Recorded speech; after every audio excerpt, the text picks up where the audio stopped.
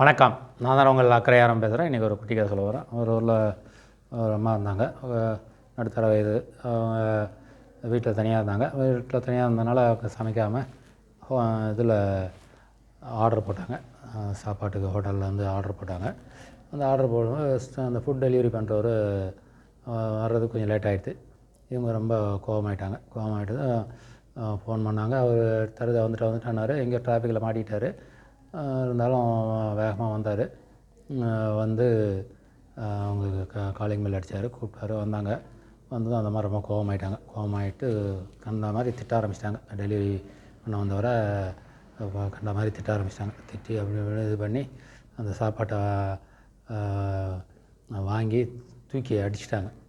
அது பையில் இருந்த சாப்பாடு அப்படியே கொட்டி சிதறி ரோடெல்லாம் இதாகிட்டு அந்த டெலிவரி பண்ண வந்து மன்னிச்சிங்கம்மான்னு எவ்வளோ சொல்லி பார்த்தாங்க. அப்படி அடித்ததும் இல்லாமல் என்ன பண்ணார், சரி காசும் கொடுக்கல.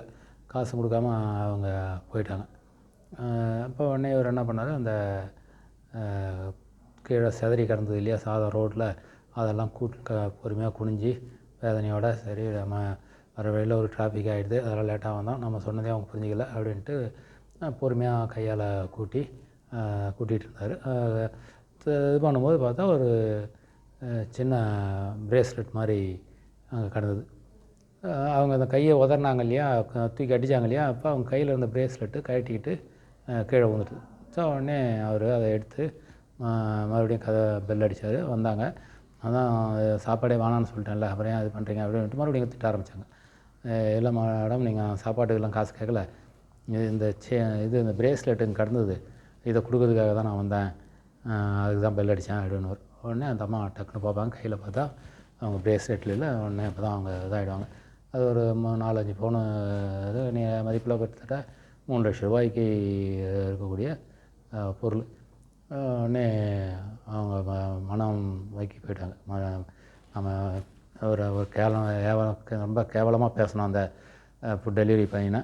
அவர் இருந்தாலும் நேர்மையோடு நம்ம இவ்வளோ கோபமாக பேசியும் அவர் நினச்சிருந்தால் அந்த நகையை எடுத்துகிட்டே போயிருக்கலாம். அது இருந்தாலும் நமக்கு கொடுத்தாருன்ட்டு அப்புறமா அந்த அம்மா அவர்கிட்ட மன்னிப்பு கேட்டு அந்த டெலிவரி காசோட சேர்த்து கொடுத்தாங்க.